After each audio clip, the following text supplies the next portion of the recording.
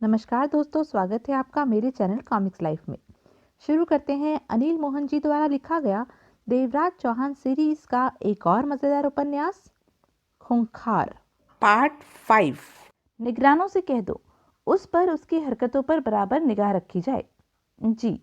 और वह रेगिस्तान वाली जगह का क्या हुआ जहां पर देवराज चौहान और ज्वाला ने तंबू लगाकर कुछ लोगों को इस तरह वहां बिठा रखा है कि देखने वालों को वह लोग परिवार की तरह लगे, और खुद वह दोनों या जोधा सिंह जब भी वहां जाते हैं अंधेरे में ही जाते हैं। वहां के बारे में अभी कुछ भी स्पष्ट नहीं कहा जा सकता, लेकिन रूपचंद कुछ तो वहां खास हो रहा है जो कि हमारी समझ में नहीं आ रहा। अगर हम किसी को वहां जानकारी के लिए भेजते हैं तो ठीक नहीं होगा, वे लोग सतर्क हो जाएंगे, और जबकि मैं चाहता हूं वो जो कर रहे हैं उन्हें करने दिया जाए। देखो तो सही, इतना हंगामा वह किस लिए कर रहे हैं? कोई तो अहम बात होगी, बहुत ही बड़ी बात। रूपचंद ने हौले से सिर हिलाया। मेरे लिए हुक्म? वानखेड़े पर भी अपने निगरान लगा दो, और रेगिस्तान में लगे तंबू पर भी। सब कुछ सावधानी से हो, उन्हें मालूम ना हो। अजगर खान ने सख्त निगाहों से रूपचंद को देखा। आखिरी वक्त में मैं खेल बिगड़ते देखना नहीं चाहता, समझ रहे हो ना? आप किसी बात की फिक्र न करें। देवराज चौहान और ज्वाला पर तो निगरानी तैनात है ना, 24 घंटे। गुड। अजगर खान के होठों पर फुफकार आई। साथ में यह भी मालूम करने की चेष्टा करते रहो कि ये सब बड़े बड़े शिकारी एक साथ मिलकर किस फेर में हैं। मैं जानने की कोशिश करूंगा। अजगर खान के इशारे पर रूपचंद बाहर निकल गया। अजगर खान होठ भींचे गहरी सोच में डूब गया।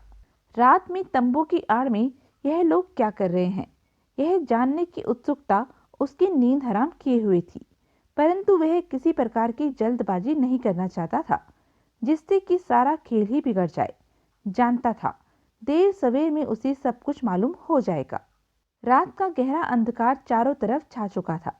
रेत से टकराकर आती ठंडी हवा बदन को बहुत ही अच्छी लग रही थी। रात की 12:30 बज रहे थे। वह 12 घोड़े थे जो सामान के साथ लदे मध्यम गति से रेगिस्तान में लगे तंबू के पास पहुंचे थे। तंबू में मौजूद आदमी उन्हें देखते ही सतर्क हो गए थे। अन्य सब रोशनियां बुझाकर तंबू के भीतर मध्यम सा दीपक जलता रहने दिया था। वे सारे घुड़सवार देवराज चौहान की ही पार्टी थी। देवराज चौहान, जगमोहन, जोधा सिंह, ज्वाला, थापर और धर्मराज। अन्य 6 ज्वाला के खतरनाक लड़ाके थे। रघुवीर सैनी, दिनेश सोडी, ज्ञानी राम, खजान चंद, कमल त्यागी और जागीश कुमार। सबके घोड़ों पर और कंधों पर जरूरी सामान के थैले लटक रहे थे। उनकी चमकती आंखें सावधानी से भरी पूरे रेगिस्तान में दौड़ रही थी, परंतु उन्हें कोई भी इंसान या खतरा नजर नहीं आया। वे सब घोड़ों से उतरे। घोड़ों के साथ बांध रखे सामान के बड़े बड़े थैले भी उतारे। ज्वाला तंबू वाले आदमियों के पास पहुंचा। तारा सिंह? जी। तंबू वाले आदमी ने बहुत धीमे स्वर में कहा। हमारे जाते ही इन 12 घोड़ों को मंगोलिया में छोड़ देना। बहुत अच्छा, यह काम अभी होना चाहिए। अभी हो जाएगा। कहाँ छोड़ोगे घोड़े? मंगोलिया में, आपके ठिकाने पर। ठीक है। और हमारे भीतर जाने के बाद तुम्हें क्या करना है? आप किसी भी बात की फिक्र न करें। तंबू के पास कोई फटक भी नहीं सकता। अगर आ भी गया तो कम से कम नीचे जाने का रास्ता मालूम नहीं होगा। मैं इस रास्ते को ऐसा कर दूंगा कि कोई जान भी नहीं सकेगा कि वहां कोई रास्ता है। आप सब कुछ मुझ पर छोड़ दें। तुम मेरे बहुत भरोसे के आदमी हो तारा सिंह। वापसी पर मैं तुम्हें बड़ा इनाम दूंगा। सब कुछ आप ही का तो है, उसने आदर भरे स्वर में कहा। उसके बाद नीचे जाने का रास्ता साफ किया गया। उस पर रखा सामान हटाया गया। सबसे पहले देवराज चौहान नीचे उतरा, और बेहद सावधानी के साथ एक एक सीढ़ी। नीचे सीलन युक्त गंदी स्मेल थी वातावरण में। देवराज चौहान ने हाथ में थाम रखी मशाल जलाई तो वहां का अंधेरे में डूबा वातावरण रोशन हो गया। देवराज चौहान सीढ़ियों पर पांव रखता हुआ कई सीढ़ियां और नीचे उतर आया। फिर धीरे धीरे सामानों को थामे सब नीचे आ गए। 3 मशालें और भी जला ली गई। आवश्यकता से अधिक रोशनी थी वहां। तभी ऊपर से रास्ता ढके जाने का उसे एहसास हुआ। इतने सारे लोगों के होने के पश्चात भी वहां गहरी खामोशी थी। हर कोई आसपास की जगह का जायजा लेने की चेष्टा कर रहा था। देवराज चौहान ने सिगरेट सुलगा ली। जगमोहन और थापर के चेहरे पर उत्तेजना के भाव थे। ज्वाला की आंखों में तीव्र चमक थी। धर्मराव जैसे खुद को माहौल का आदी बनाने का प्रयत्न कर रहा था और जोधा सिंह का चेहरा गंभीर था। करीबन 30 सीढ़ियां थी जिन्हें उतरकर वे सब नीचे आ गए। नीचे 50 फीट लंबा चौड़ा फर्श था जो कि धूल से अटा था। आसपास दीवारें थी जो कि ऊपर तक जा रही थी और ठीक सामने 4 फीट ऊंचा और 4 फीट चौड़ा सुरंग की तरह रास्ता नजर आ रहा था, जिसमें जाहिर था कि झुककर सरक कर ही भीतर जाया जा सकता था, जो कि बहुत कठिन कार्य था। जवाहर सिंह ने यह रास्ता क्यों बनवाया था? देवराज चौहान ने पूछा। यह रास्ता, जोधा सिंह ने शांत स्वर में कहा, किसी बुरे वक्त में फरारी के लिए बनवाया था और दिखावे के तौर पर निकलने वाले रास्ते पर कथरा बनाकर वहां 4 बुर्जियां बना दी और हथियारों सहित वहां पहरेदार खड़े कर दिए। उसने यह दर्शाया कि बुर्जी वाला कमरा रेगिस्तान के पहरे के लिए बनवाया गया है ताकि कोई दुश्मन आए तो उसे पहले ही खबर मिल जाए। देवराज चौहान सिर हिलाकर रह गया। सबने सामान नीचे रखकर कुछ पल चैन की गहरी सांसें ली। आगे चलें? थापर बोला। चलते हैं। जोधा सिंह का स्वर गंभीर ही था। लेकिन पहले मैं तुम लोगों को कुछ बातें बता देना जरूरी समझता हूँ। अब हम यहाँ आ ही गए हैं तो हर बात मालूम हो ही जानी चाहिए। हम उल्टी तरफ तो खुमान सिंह की दौलत की तरफ बढ़ रहे हैं। जवाहर सिंह को इस बात का अंदेशा हमेशा रहा था कि क्या कोई उसकी दौलत की भनक पाकर, रास्तों की भनक पाकर इस तरफ से भीतर आ सकता है। इसलिए उसने आने वाले लोगों के लिए उनकी मौत के कई प्रकार के इंतजाम कर रखे हैं ताकि वह खजाने तक न पहुंच सकें। अगर हम दौलत से इस दिशा की तरफ बढ़ें तो हमें किसी खतरे का सामना नहीं करना पड़ेगा, परंतु इस दिशा से दौलत की तरफ बढ़ेंगे तो ऐसे ऐसे जानलेवा खतरे सामने आएंगे कि आम तौर पर लोग वापसी का प्रोग्राम भी बना सकते हैं। और जवाहर सिंह ने दौलत लूटने आए लोगों के लिए मौत की जो इंतजाम कर रखे हैं, उनकी देखभाल खुमान सिंह अक्सर करके उन इंतजामों को बरकरार रखता है।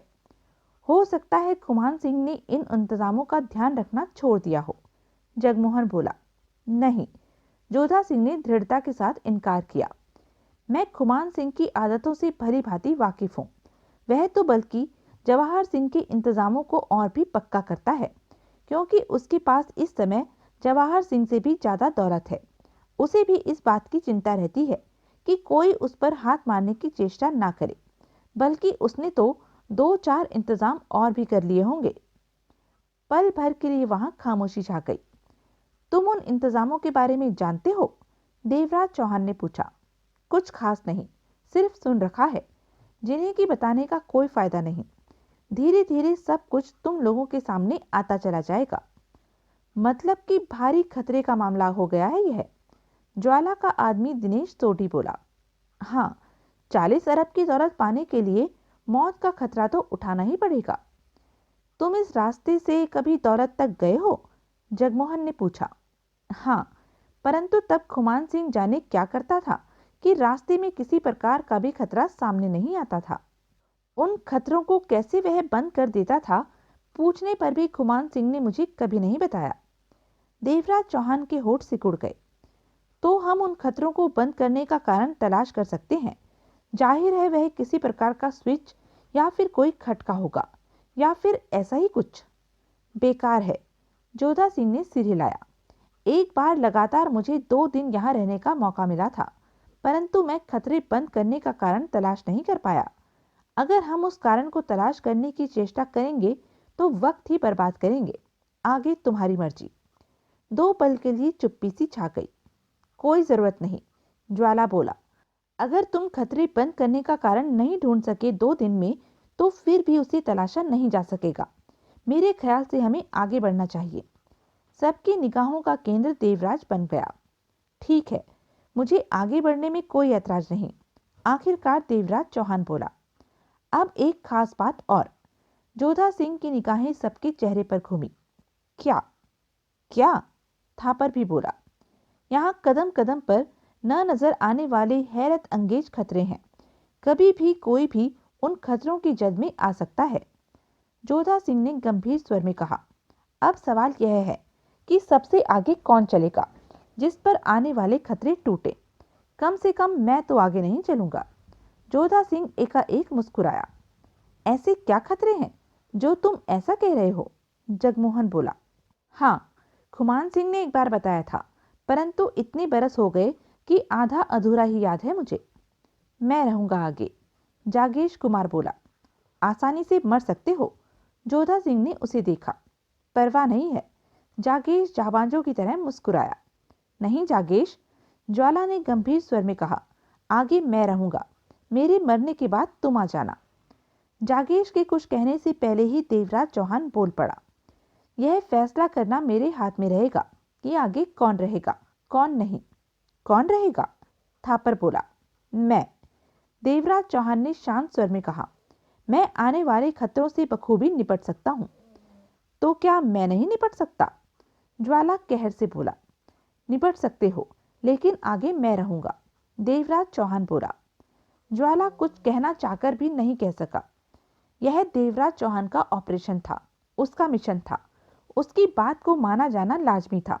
देवराज चौहान ने एक निगाह सब पर डाली, फिर कह उठा, हमारे पास बहुत कम आदमी है और इस बात का हमें पूरा ध्यान रखना है कि सब ठीक ठाक रहें, क्योंकि यहाँ पर हमें और आदमी मुहैया नहीं हो सकते। यहाँ एक आदमी की कीमत 10 के बराबर है। देवराज चौहान की बात से सब सहमत थे। तो अब आगे बढ़ा जाए? जगमोहन ने कहा। हाँ। सबने अपने अपने हिस्से का सामान उठाया और उस छोटी सी सुरंग की तरफ बढ़े। चूंकि उसकी ऊंचाई 4 फीट थी, इसलिए वे लोग सरक कर सामान घसीटकर उसमें से गुजरने लगे। वहां पर खूब अंधेरा था, परंतु मशालों ने उन्हें रोशनी से राहत दी। 15 मिनट लगे उस सुरंग को पार करने में। एक एक करके वे सुरंग से निकले। उनकी सांसें फूल रही थी। देवराज चौहान, जोधा सिंह बोला, तुम सब लोगों से 10 कदम आगे रहोगे। क्यों? ताकि जो खतरा आए वह तुम पर ही आए, अन्यों पर नहीं। मुझे कोई ऐतराज नहीं। देवराज चौहान मुस्कुरा दिया। लेकिन तुम आगे क्यों नहीं होते? जगमोहन ने कहा। मैं? जोधा सिंह की होठों पर मुस्कुराहट उभरी और लुप्त हो गई। मुझे क्या जरूरत पड़ी है, क्योंकि खुमान सिंह की दौलत से कुछ भी लेने को मैंने हामी नहीं भरी और न ही मेरी इच्छा है कुछ लेने की। जिन लोगों को माल लेना है वे आगे चलें। यार, तुम तो बड़े मतलबी हो। मतलबी होता तो साथ नहीं आता तुम लोगों की हेल्प करने के लिए। अपनी जान खतरे में डालकर तुम लोगों के साथ हो। मेरे और तुम्हारे लिए यही काफी है। जोधा सिंह सही कह रहा था। जगमोहन कुछ नहीं कह सका। ज्वाला कुछ चुप चुप रहा था। देवराज चौहान सबको आगे बढ़ने को कह खुद बढ़ा। वह थोड़ी सी खुली जगह थी। सामने गैलरी नजर आ रही थी। वह इतनी चौड़ी थी कि एक साथ उसमें से 2 आदमी गुजर सके। उस खुली जगह को देवराज चौहान ने लगभग आधा पार किया होगा कि तभी उसके कानों में लोहे की जंजीर खड़कने की आवाज आई। इससे पहले कि कोई कुछ समझ पाता, ठोस लोहे का आधे फीट के दायरे में जंजीर में फंसा गोला नीचे आया। निशाना कुछ ऐसा था कि देवराज चौहान के सिर में गोला लगना था, परंतु उसकी चाल तेज होने के कारण वह आगे निकल गया और लोहे का गोला उसके कंधे से रगड़ खाते हुए नीचे झूलने लगा। लोहे के गोले का वेट इतना तगड़ा था कि उसके रगड़ खाने के झटके को ही देवराज चौहान बर्दाश्त नहीं कर सका और छाती के बल इस तरह नीचे जा गिरा जैसे किसी राक्षस ने उसे पीछे से धक्का दे दिया हो। 2 पल वह नीचे ही पड़ा रहा। अगर उसकी चाल तेज न होती तो यकीनन वह लोहे का गोला उसके सिर पर ही पड़ना था, परंतु वह बच गया था। किस्मत ने उसे बचा लिया था। लेकिन अगले ही पल मौत से भरा एक और करिश्मा हुआ। इससे पहले कि देवराज चौहान उठ पाता, 2-2 फीट के फासले पर 2 ऐसे ही गोले ऊपर से और नीचे से आए। वे 3 गोले हो गए, इतने मोटे और भारी कि जिससे भी टकराते उसकी हड्डियां तक पिस जाती, और वे तीनों गोले घड़ी के पेंडुलम की तरह झूलने लगे। देवराज चौहान जो कि उठने का प्रोग्राम बना रहा था वैसे ही पड़ा रहा। ऊपर गोले तेजी से दाएं बाएं इस तरह झूल रहे थे कि कोई भी न बचे। वे गोले फर्श के करीब 2 फीट ऊपर थे। इस दृश्य को देखकर सब हक्के बक्के रह गए। जोधा सिंह ने सही वक्त पर यह राय दी थी कि देवराज चौहान 10 कदम आगे चले। अगर सब देवराज चौहान के साथ होते तो यकीनन उन गोलों से किसी न किसी का तो शिकार हो ही जाना था। हक्के बक्के से सबकी निगाहें खौफ से भरी एक दूसरे से टकराई। तुम कैसे हो देवराज चौहान? ज्वाला एकाएक चिल्लाया। ठीक हूं। देवराज चौहान के कंधे पर गोली की रगड़ खाने से ही दर्द भरी टीसें उठ रही थी। वे तीनों गोले खतरनाक ढंग से झूले जा रहे थे। देवराज चौहान ने गोलों की हद पहचान ली थी। वह कोहनियों के बल आगे सरकने लगा और धीरे धीरे सरकते हुए गैलरी के मुहाने तक जा पहुंचा। वहां गोलों का खतरा नहीं था। देवराज चौहान उठ खड़ा हुआ। उसने सिगरेट सुलगाकर गहरा कश लिया और झूलती गोलों का निरीक्षण किया। तुम लोग सामान के साथ फर्श पर सरकते हुए इस तरफ आ जाओ। लोहे की गोले फर्श से 2 फीट ऊपर है। खतरे की कोई बात नहीं, देवराज चौहान ने गंभीर स्वर में कहा। लेकिन जिसे अपनी जिंदगी प्यारी ना हो वही सिर या अपने बदन का कोई हिस्सा ऊपर करे। देवराज चौहान ठीक कहता है, ज्वाला बोला। गोलों के नीचे सरकते हुए कोई भी सिर या जिस्म का अन्य हिस्सा ऊपर ना करे, करेगा तो मरेगा। कहने के साथ ही ज्वाला आगे बढ़ा। वह नीचे लेटा और सरकते हुए 2 पल में ही देवराज चौहान के पास जा पहुंचा। उसके पास सामान नहीं था, इसलिए वह खाली हाथ फौरन सरक कर पार कर चुका था। उसके बाद सबने एक एक करके सरकने वाला रास्ता अपनाया। करीब आधा घंटा लगा इस तरह उन्हें गैलरी के मुहाने तक पहुंचने में, क्योंकि उनके साथ सामान काफी था, उसे भी तो घसीटना पड़ता था। तभी धाड़ धाड़ करके जंजीरों सहित वे गोले फर्श पर आ गिरे। वहां उठा हुआ भूचाल एकाएक थम सा गया था। लोहे के तीनों गोले और मोटी मोटी जंजीरें फर्श पर पड़ी थी। सबने एक दूसरे को देखा। शायद इन मौत के गोलों की जिंदगी इतनी ही थी। अच्छा चाल था। ये गोले एक आध मिनट में ही अपने दुश्मनों का सफाया कर देते। फिर भी आधा घंटा अपनी ड्यूटी देते रहे। देवराज चौहान के होठों से गहरी सांस निकली। फिर उसने जोधा सिंह को देखा। तुमने ठीक ही कहा था कि मुझे 10 कदम आगे चलना चाहिए। कम से कम मरे तो एक मरे, बाकी तो अपनी जान न गंवाए। जोधा सिंह के चेहरे पर किसी तरह का भाव नहीं आया। खुश होने की जरूरत नहीं, जोधा सिंह ने गंभीर स्वर में कहा। जाहिर है यह तो शुरुआत है। ऐसे तो और भी कई खतरे आएंगे, एक से बढ़कर एक खतरनाक। उन खतरों में हम किसी का भी शिकार हो सकते हैं, कभी भी मर सकते हैं। हमें और सावधान हो जाना चाहिए।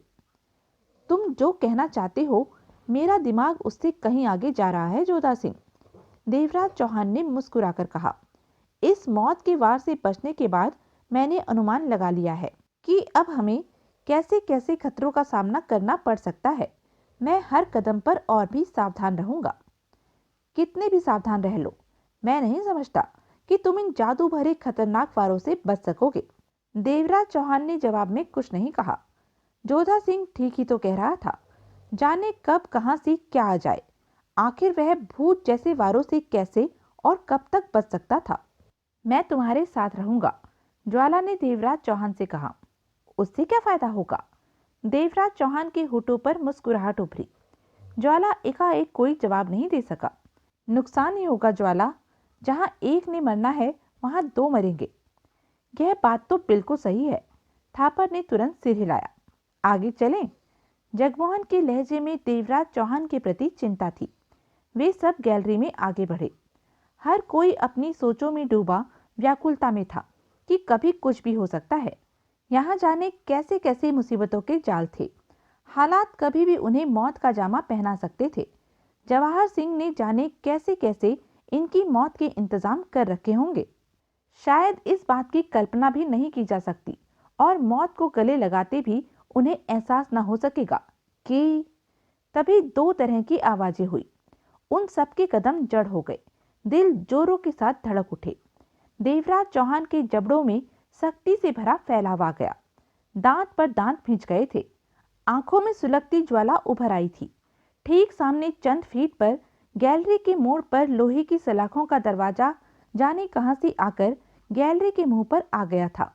आगे का रास्ता बंद हो गया था और ठीक इसी प्रकार गैलरी के पीछे वाले मुंह से, जहां से उन्होंने प्रवेश किया था, वहां भी ऐसा ही लोहे की सलाखों का दरवाजा आ टिका था। अब वे न तो पीछे जा सकते थे और न ही आगे बढ़ सकते थे। चूहे की तरह चूहेदान में फंस गए थे। एकाएक वहां मौत सा सन्नाटा छा गया था। हर कोई एक दूसरे का मुंह देखने लगा। कोई कुछ कहता भी क्या। यह क्या? जगमोहन के होठों से निकला। क्या क्या? फंस गए, ज्ञानी राम ने सक पकाकर कहा। यह लोहे की सलाखों वाले दरवाजे यहां से हटेंगे कैसे? कमल त्यागी बोला। कुछ तो करना ही पड़ेगा, दिनेश सोडी ने चिंतित लहजे में कहा। सबकी निगाहें लोहे की सलाखों वाले इस दरवाजे पर थी। यहां पर यह छोटी सी गैलरी बनाने का मतलब यही था। ज्वाला के होठ खुले। देवराज चौहान ने पलटकर ज्वाला पर निगाह मारी। रास्तों का टेढ़ापन जबरदस्ती प्रवेश करने वालों को फंसाने के लिए ही है। अगर बनाने वाला चाहता तो सुरंग की भांति खुला रास्ता, सीधा रास्ता बना सकता था, परंतु यह सब तो उनके लिए है जो हम जैसे यहाँ दौलत के लिए किसी प्रकार जबरदस्ती आ गए हैं। देवराज चौहान का स्वर गंभीर था। इसमें कोई शक नहीं कि जवाहर सिंह जहीन दिमाग का आदमी था। यह तो वास्तव में मौत का रास्ता है। तारीफ बाद में करना, जोधा सिंह बोला। अब निकलने का रास्ता बनाओ।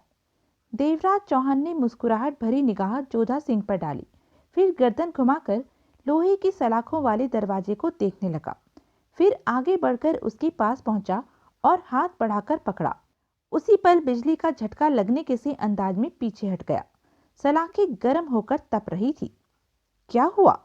जोधा सिंह उसके पास आ पहुंचा। सलाखें गर्म है, इन्हें हाथ नहीं लगाया जा सकता, देवराज चौहान बोला। ज्यादा गर्म है? ज्वाला पास पहुंचा। हाँ।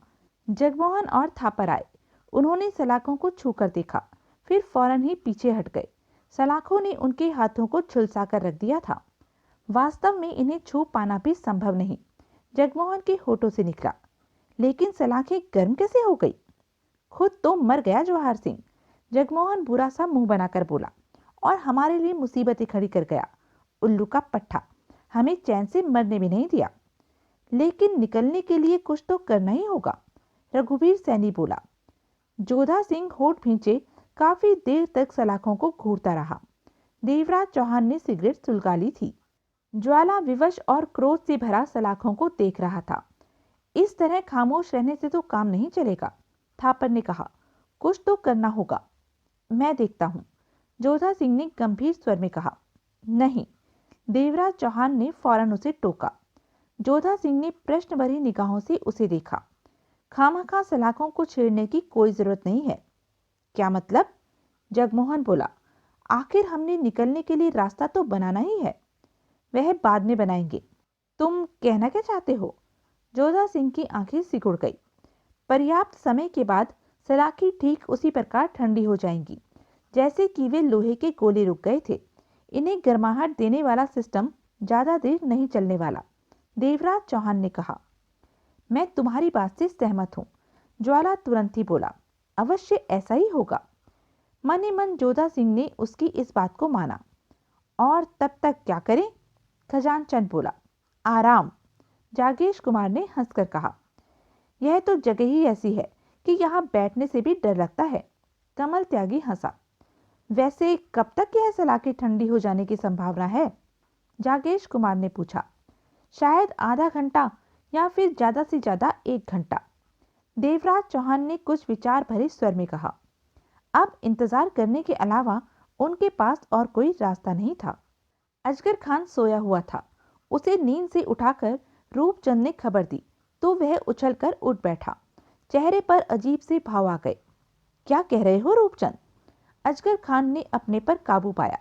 मैं सच कह रहा हूँ, अभी अभी निगरान ने आकर मुझे खबर दी है।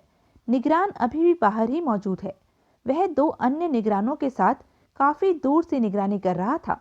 उन तीनों ने स्पष्ट देखा कि वे 12 घुड़सवार थे जो कि तंबू तक आए। उनके कंधों पर घोड़ों पर सामान लदा था, खास तौर से सामान के बड़े बड़े थैले वगैरह। उसके बाद वे घोड़े खाली करके सामान के साथ तंबू में प्रवेश कर गए और काफी देर तक बाहर नहीं निकले। अजगर खान ने सिगरेट सुलगा ली। फिर वे बाहर ही नहीं निकले? नहीं निकले? अजगर खान के चेहरे पर अजीब से भाव थे। नहीं, बल्कि 20 मिनट के बाद तंबू में रहने वाले आदमियों में से 2 उन 12 घोड़ों में से 2 पर सवार हुए और अन्य घोड़ों की लगामें थामे मंगोलिया की तरफ बढ़ गए। एक निगरान ने दूर रहकर उनका पीछा किया। मंगोलिया पहुंचकर उन घोड़ों को उन्होंने ज्वाला के ठिकाने पर पहुंचाकर उसके आदमियों को सौंपा और खुद 3 किलोमीटर का सफर पैदल ही तय करके वापस तंबू में आ गए। सारा काम बहुत ही गुपचुप हुआ। हैरत है, वह तो है ही। कितने घोड़े थे? 12। देवराज चौहान ने गैलरी की छत की तरफ देखा तो चौंक पड़ा। यह सिली गिरना हादसा नहीं है महज, देवराज चौहान के होठों से निकला। क्या मतलब? जोधा सिंह ने उलझन भरी निगाहों से उसे देखा। छत की तरफ देखो, वहां हुक फंसी है। वे सिलें उन हुकों में फंसी थी। जाहिर है कि इन सिलों का गिरना भी जवाहर सिंह के किसी फंदे का ही एक हिस्सा है। ओह! उन हुकों को देखकर सबको देवराज चौहान की बात से सहमत होना पड़ा। यह तो अच्छा था कि वह सब उन सिलों से दूर थे, नहीं तो उनकी भी यही हालत होनी थी। देवराज चौहान ने गैलरी की छत के अन्य हिस्सों पर निगाह मारी। अगले ही पल वह जोरों से चौंका। लोहे की सलाखों वाले दरवाजे के ठीक ऊपर लगी सिल में हल्का हल्का कंपन हो रहा था। स्पष्ट था कि वह भी पहले वाली 2 सिलों की तरह नीचे गिरने वाली थी और ठीक नीचे थापर बैठा था। थापर, हटो! देवराज चौहान चीखा। देवराज चौहान की आवाज पर थापर ही नहीं, सब चौंके।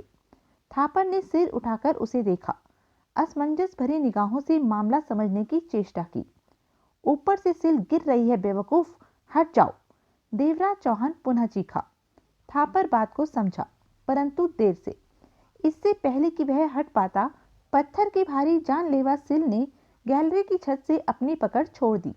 थापर ने यह दृश्य देखा तो उसके गले से दिल दहला देने वाली चीख निकली, परंतु वह सिल अपने मकसद में कामयाब नहीं हो सकी थी। एक ही छलांग में देवराज चौहान थापर के समीप पहुंचा था और अपने दोनों हाथों को ऊपर करके हथेलियों पर सिल को थाम लिया था। सिल वास्तव में अथाह भारी थी। देवराज चौहान के दांत पर दांत जम गए थे। चेहरे पर और आंखों में सुर्खी आ गई थी। उस सिल को थामे रहना कठिन हो रहा था। सब तेजी से उसकी तरफ लपके, सिल को सहारा देने के लिए। रुको! देवराज चौहान उखड़ी सांसों से बोला। थापर को नीचे से हटाओ। थापर को जैसे होश आया, वह जल्दी से नीचे से हट गया। मैं कुछ कदम पीछे हो रहा हूँ। देवराज चौहान का बदन सिल के भारी बोझ से बुरी तरह कांप रहा था। सिर्फ बाहों, हथेलियों पर ही उस जानलेवा भारी सिल को उठा रखा था उसने। क्यों? सिल को फेंक दो अब, ज्वाला बोला। बहस नहीं, देवराज चौहान थरथराते स्वर में बोला। हम सिल को सहारा दें? कहते हुए जोधा सिंह ने सिल की तरफ हाथ बढ़ाया। नहीं, सिल को किसी का हाथ लगा तो बैलेंस बिगड़ जाएगा। तुम लोग पीछे हो जाओ। देवराज चौहान के शब्द सुनकर सब लोग पीछे हट गए। देवराज चौहान कांपती टांगे जरा जरा हिलाकर पीछे हुआ, सरकते हुए। काफी कोशिशों के बाद सिर्फ एक कदम ही पीछे हो पाया। अगर कोई और कोशिश करता तो सिल के साथ उसके नीचे गिरने का खतरा था, परंतु उसके पीछे हटने से अन्यों की समझ में आने लगा कि देवराज चौहान क्या करना चाहता है। सबकी आंखों में तीव्रता लहरा उठी। सुनो! देवराज चौहान की आवाज टूट रही थी। मुझ में अब इतनी शक्ति नहीं बची कि सिल को आधा कदम दूरी पर भी फेंक सकूं। तुम लोग सिल को इस तरह धक्का मारो कि वह सीधी लोहे की सलाखों वाले दरवाजे पर जा लगे। यह देवराज चौहान ही था जो इतनी देर सिल का बोझ बर्दाश्त कर पाया। देवराज चौहान के शब्द सुनते ही सबके सब तेजी से हरकत में आ गए। 2-3 से यह काम नहीं होना था। सिल का वजन बहुत था। सबने ही देवराज चौहान की हथेलियों पर टिकी सिल पर हाथ जमाए और पूरी शक्ति के साथ उसे धक्का दिया। भारी सिल सीधी जाकर लोहे की सलाखों वाले दरवाजे से टकराई। तेज आवाज के साथ लोहे का दरवाजा अपनी जगह से उखड़ा और दूर जा गिरा। सिल इतनी वजनदार थी कि उसने अपने सामने किसी को टिका नहीं रहने दिया था। अगर यही थापर के ऊपर जा गिरती तो थापर का शरीर पिस जाना था। सलाखों वाले दरवाजे को हटते देखकर सबकी आंखों में खुशी की तेज चमक लहरा उठी, परंतु कमल त्यागी और दिनेश चोडी की मौत ने उनके मन भारी कर दिए थे। बहरहाल उन दोनों की लाशों को वहीं छोड़कर नीचे गिरी पत्थर की सिल और सलाखों वाले दरवाजे पर पैर रखकर वे एक छोटे से कमरे में जा पहुंचे। इस कमरे की छत 30 फीट ऊंची थी। 15 फीट खुला कमरा था। कमरे में अच्छा फर्श था जिस पर धूल की मामूली परत थी। जाहिर था कि खुमान सिंह खुद ही इस गुप्त रास्ते की सफाई करता था। थका टूटा देवराज चौहान फर्श के खाली हिस्से पर बैठा और सिगरेट सुलगा ली। जोधा सिंह ने ज्वाला से कहा, चाय बनाओ, यहाँ हम कुछ देर आराम करेंगे। ज्वाला के आदमी जागेश कुमार ने अपने सामान से स्टोव व अन्य सामान निकाला और चाय बनाने में व्यस्त हो गया। थापर देवराज चौहान के पास पहुंचा। तुमने दूसरी बार मेरी जान बचाई, एक बार मुझे कैदखाने से फरार करवाकर और दूसरी बार आज। जवाब में देवराज चौहान सिर्फ मुस्कुराया। याद रखना देवराज चौहान, मुंबई वाला थापर किसी का एहसान नहीं भूलता। देवराज चौहान ने फिर भी कुछ नहीं कहा। अब 10 कदम आगे मैं चलूंगा, थापर बोला। नहीं, जब तक मैं जिंदा हूं मैं ही चलूंगा, देवराज चौहान ने सख्त स्वर में कहा। लेकिन यह बात अब दोबारा मत करना। देवराज चौहान ने यह शब्द इस लहजे से कहे कि थापर फिर कुछ न कह सका।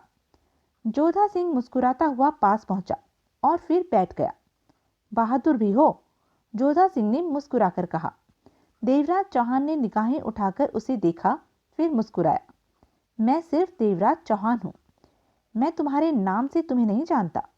मैं जानता हूं, थापर हंसा। मुंबई वाला थापर हो ना, इसलिए बाहर की मुझे पूरी खबर है। यह देवराज चौहान है, अंडरवर्ल्ड में इसका नाम ही काफी है, बहुत खतरनाक माना जाता है। जरूर जरूर माना जाता होगा, जोधा सिंह ने सिर हिलाया। ज्वाला और जगमोहन कमरे के चक्कर काट रहे थे। देखने में यह जितना शरीफ दिखता है, इसे उतना शरीफ मत समझ लेना, थापर पुनः हंसा। मैं इसके बारे में पहली मुलाकात में ही अपनी राय कायम कर चुका हूं, जोधा सिंह ने कहा। कोई और बात करो, देवराज चौहान ने सपाट स्वर में कहा। मैं इतना बहादुर नहीं हूं जितना कि तुम समझ रहे हो। मेरी टांगे और बाहें अभी तक कांप रही हैं। उस सिल को थामना मेरी मजबूरी थी, नहीं तो मेरी आंखों के सामने थापर की जान चली जाती। तभी जगमोहन का स्वर सबके कानों में पड़ा। यहाँ से आगे जाने का रास्ता कहाँ है? सबकी निगाहें चारों तरफ घूमी। अभी तक उन्होंने इस तरफ ध्यान ही नहीं दिया था। यहाँ से आगे जाने का रास्ता नजर नहीं आ रहा, ज्वाला बोला। मैंने हर तरफ अच्छी तरह देख लिया है, यह तो और मुसीबत खड़ी हो गई। रास्ता कहीं न कहीं तो होगा ही, ज्ञानी राम बोला। अवश्य होगा, थापर बोला। ढूंढने से हम तलाश भी कर लेंगे। फिर थापर ने जागेश कुमार को देखा। तुम चाय बना रहे हो या खाना, जो इतनी देर लगा रहे हो? चाय ही बना रहा हूं, बस हो गई तैयार, जागेश कुमार ने कहा। देवराज चौहान ने जोधा सिंह को देखा। तुम यहाँ से कई बार गुजरे हो, तुम्हें तो मालूम होगा कि रास्ता किस तरफ है। कई साल बीत गए, फिर भी अंदाजा तो है, परंतु वह रास्ता कैसे खुलता है मैं नहीं जानता। कहाँ है रास्ता?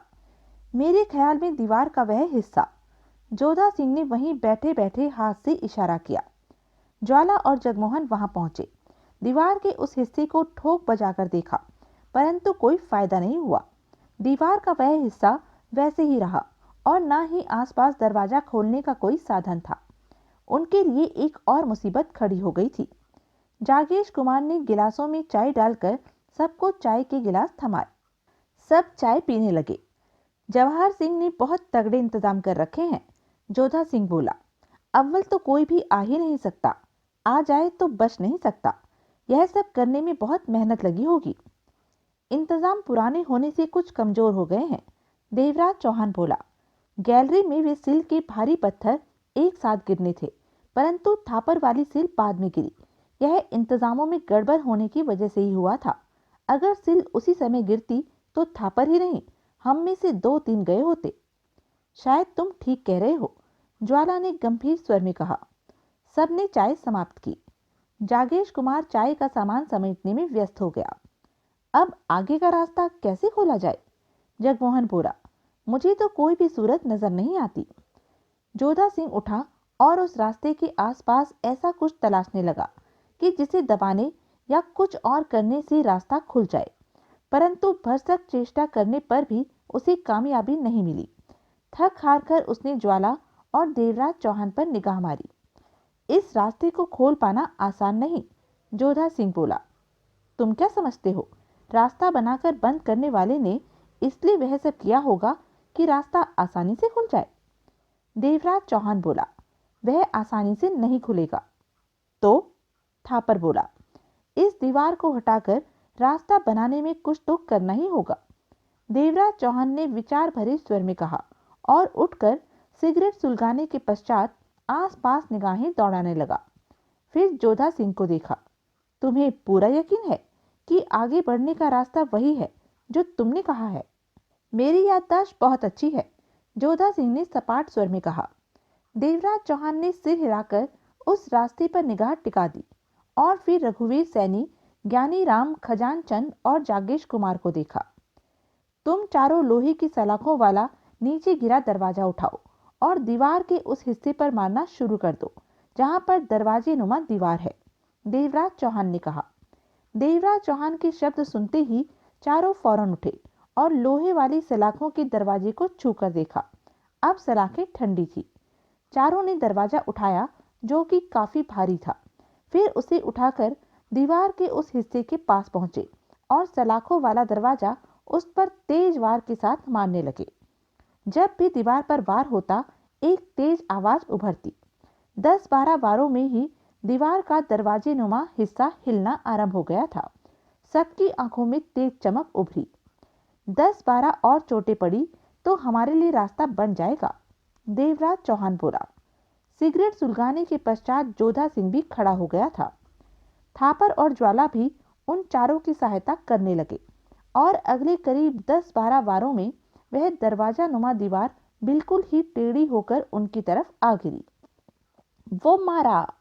जगमोहन खुशी से उछल पड़ा। सबके चेहरों पर विजय से भरी हुई मुस्कान तैर गई। अगर जोधा सिंह न बताता कि वह रास्ता है तो शायद हम यहाँ से आगे न बढ़ पाते।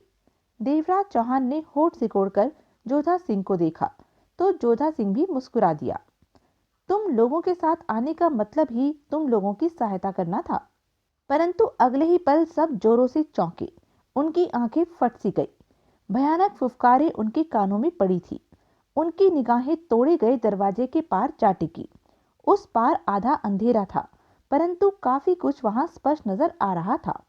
वहां सांप थे, खतरनाक, बेहद जहरीली जातियों से संबंध रखने वाले। और फिर उन्हें वहां सांपों के बीच में ही एक अजगर भी नजर आया। कईयों की आंखों में दहशत के साए मंडराने लगे। वह बेहद खौफजदा हो गए थे। देवराज चौहान की आंखें सिकुड़ चुकी थी, होठ भींच गए थे। जोधा सिंह के चेहरे पर पत्थर के समान सर्द भाव आ गए थे। ज्वाला की आंखों में जैसे लावा बह रहा था। जगमोहन और थापर मौत के बहरूप बने हुए थे। वे बेहद खतरनाक मूड में थे। जागेश कुमार, ज्ञानीराम, खजानचंद और रघुवीर सैनी सकते किसी हालत में खड़े के खड़े रह गए थे। सांपों की फुफकारें तेज होती चली जा रही थी। अब उन सांपों और नागों का कमरे में प्रवेश होना आरंभ हो गया था। अजगर अपनी जगह यथास्थान बैठा हौले हौले फुफकारता हुआ जीभ लपलपा रहा था। ये तो मार डालेंगे हमें, जागेश कुमार चिल्लाया। ये तो बहुत सारे हैं, रघुवीर सैनी के होठों से निकला। हमारा मरना लाजमी है, ज्ञानीराम के होठों से निकला। जोधा सिंह का सपाट चेहरा हिला। ज्वाला, होठों से पत्थर की तरह आवाज निकली। ज्वाला ने लावा भरी निगाहों से जोधा सिंह की ओर देखा। सामान के नीले थैले में प्लास्टिक का डिब्बा है, उसे निकालो। क्या है उसमें? ज्वाला का स्वर सुलग रहा था। निकालो। ज्वाला ने बिना कुछ कहे आगे बढ़कर नीले थैले को खोला और उसमें पड़ा सामान निकालकर बाहर फेंकने लगा। कुछ नीचे थैले के भीतर उसे प्लास्टिक का बड़ा सा बंद डिब्बा नजर आया। उसे निकालकर उसने जोधा सिंह की तरफ उछाल दिया, जिसे जोधा सिंह ने तुरंत लपक लिया। सवाल इन खतरनाक सांपों, नागों और अजगरों से निपटने का है, ज्वाला बोला। डिब्बे से क्या करना है हमें? जोधा सिंह ने कोई जवाब नहीं दिया। वह जल्दी से डिब्बा खोलने में व्यस्त हो गया। देवराज चौहान आंखें सिकोड़े सख्त चेहरे से जोधा सिंह को देख रहा था। क्या करना चाहते हो तुम? देवराज चौहान के होठों से भिजा स्वर निकला। जोधा सिंह ने ढक्कन खोलकर एक तरफ को उछाल दिया। देवराज चौहान, जोधा सिंह के होठों से पत्थर समान स्वर निकला। एक बार, सिर्फ एक बार इस रास्ते पर खुमान सिंह मेरे साथ था, तब उसके मुंह से निकला था, कि इंसान यहाँ के सारे इंतजामों से बच सकता है, परंतु सांपों, नागों और अजगरों से नहीं। ढेर सारे सांप हैं यहाँ, एक से एक जहरीले। यह बात मुझे याद रही थी और चलते समय मैं इनका इंतजाम भी अपने साथ ले आया था। क्या? डिब्बे में सफेद रंग का ऐसा पाउडर है जिसकी खुशबू इनको बेसुध कर देगी, और जब ये बेसुध हो जाएंगे तो हम आसानी से इनको खत्म कर सकते हैं, ताकि होश में आकर वापसी पर हमारे इंतजार के रास्ते पर मौजूद ना हो। जोधा सिंह ने गुर्राहट भरे लहजे में कहा। सबकी निगाहें सांपों की तरफ घूमती चली गई।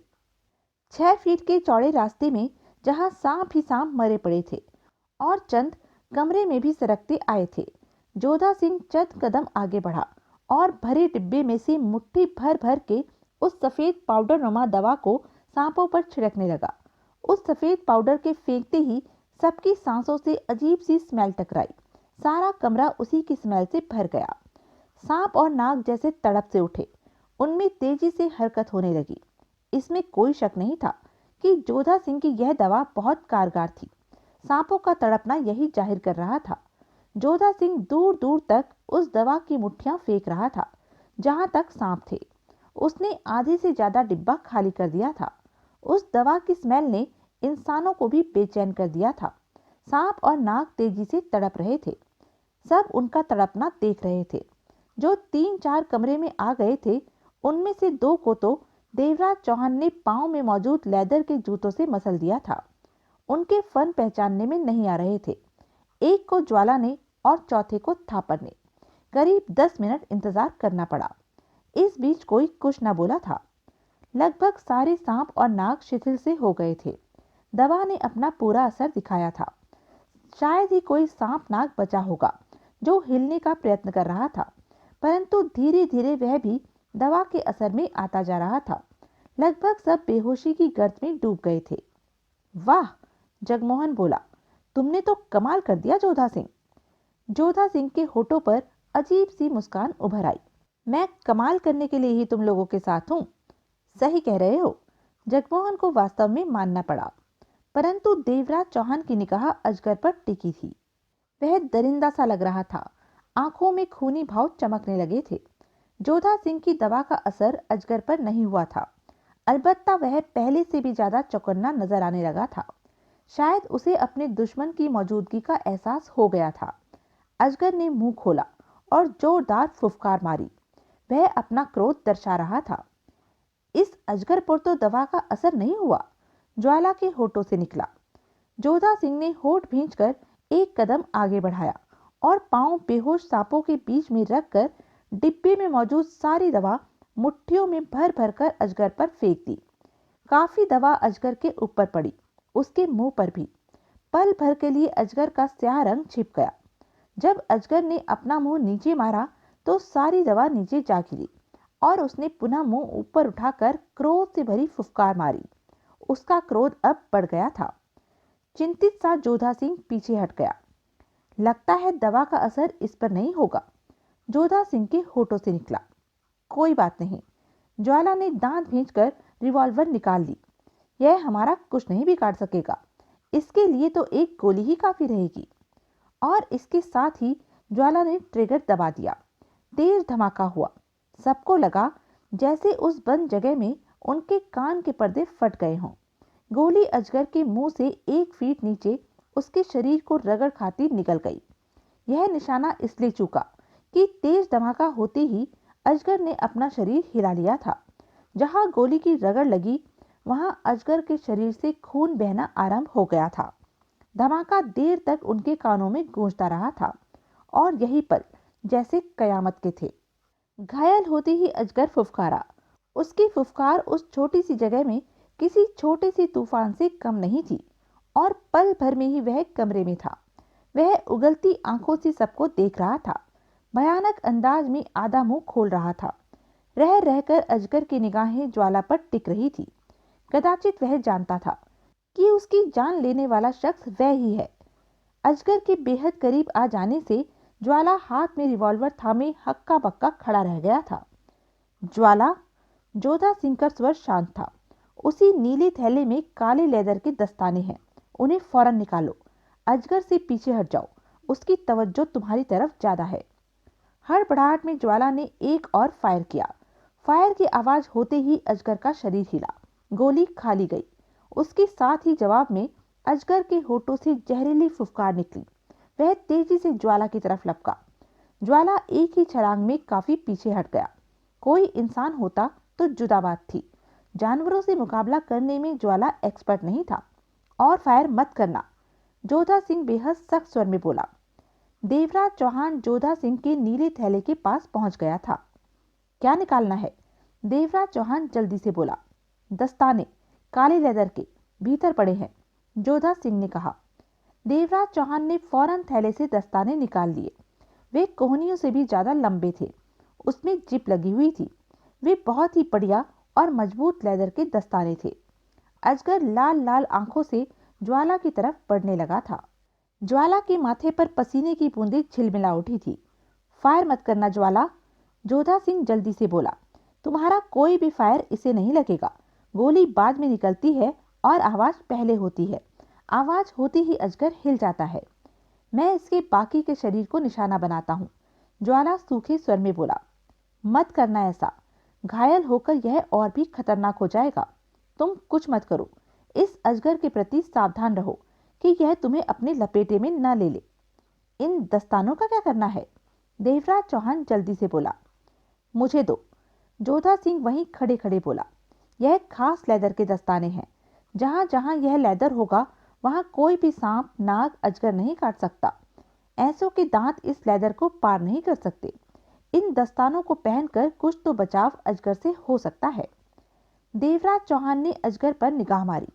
अजगर अपना विशाल मुंह खोल रहा था। उसका जबड़ा इतना बड़ा था कि एक बंदर को पूरा अंदर समेट ले या फिर किसी आदमी को समूचा निगल सकता था। उसका शरीर भी इतना ही बड़ा था।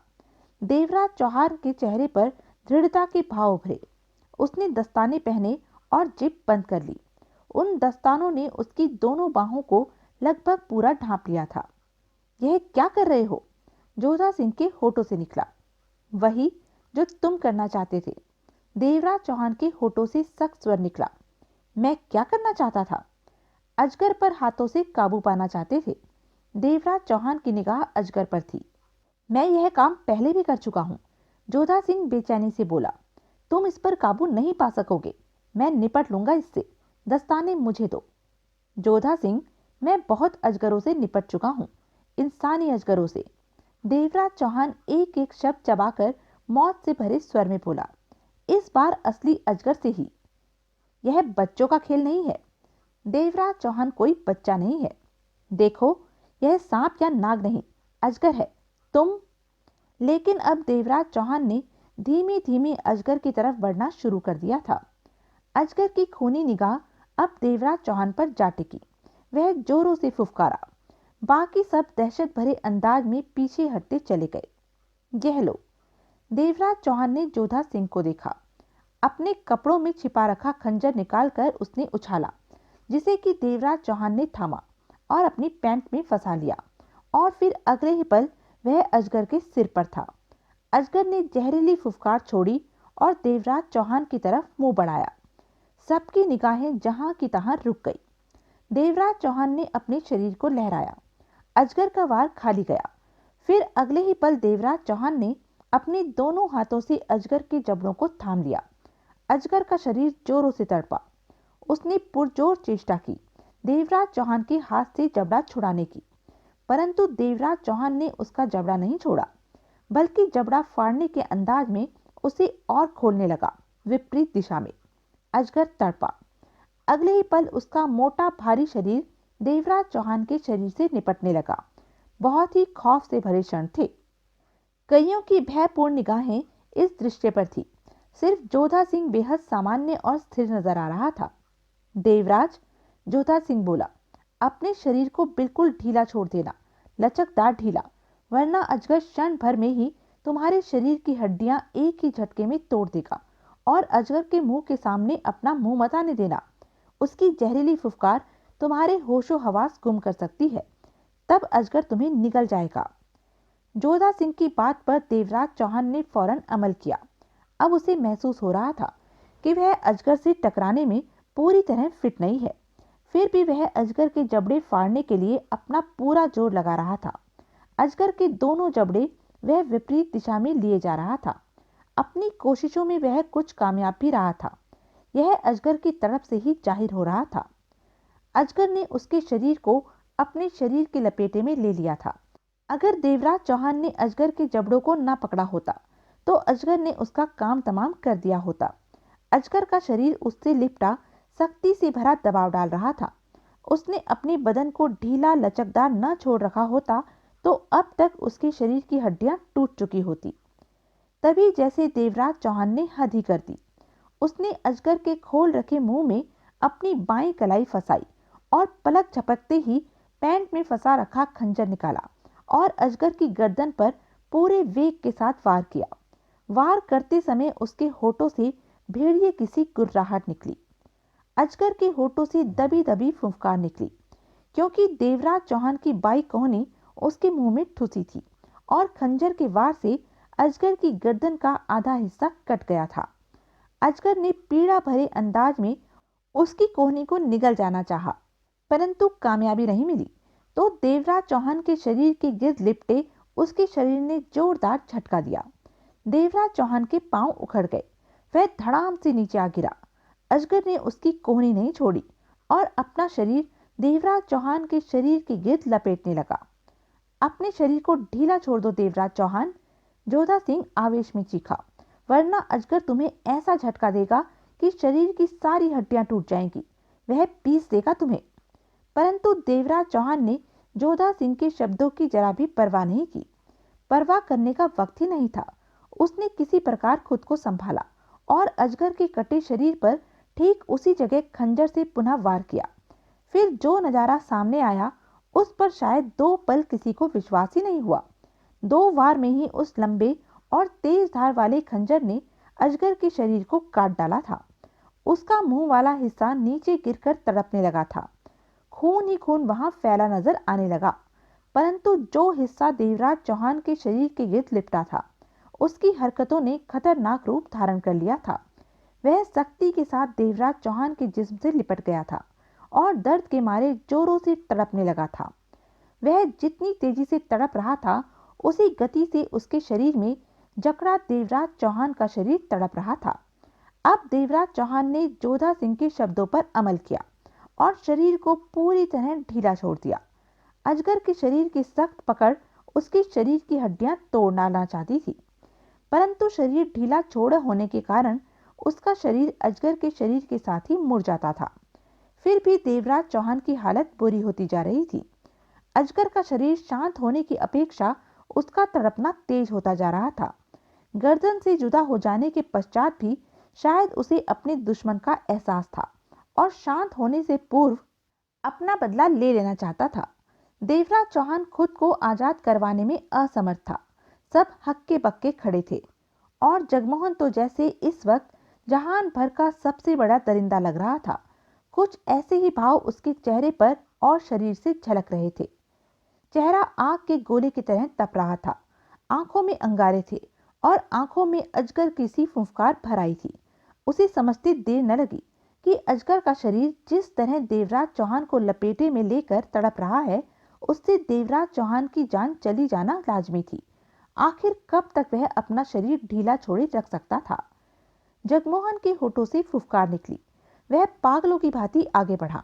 देवराज चौहान की जिंदगी के लिए वह सारी दुनिया की दौलत तो क्या, अपनी जान भी कुर्बान कर सकता था।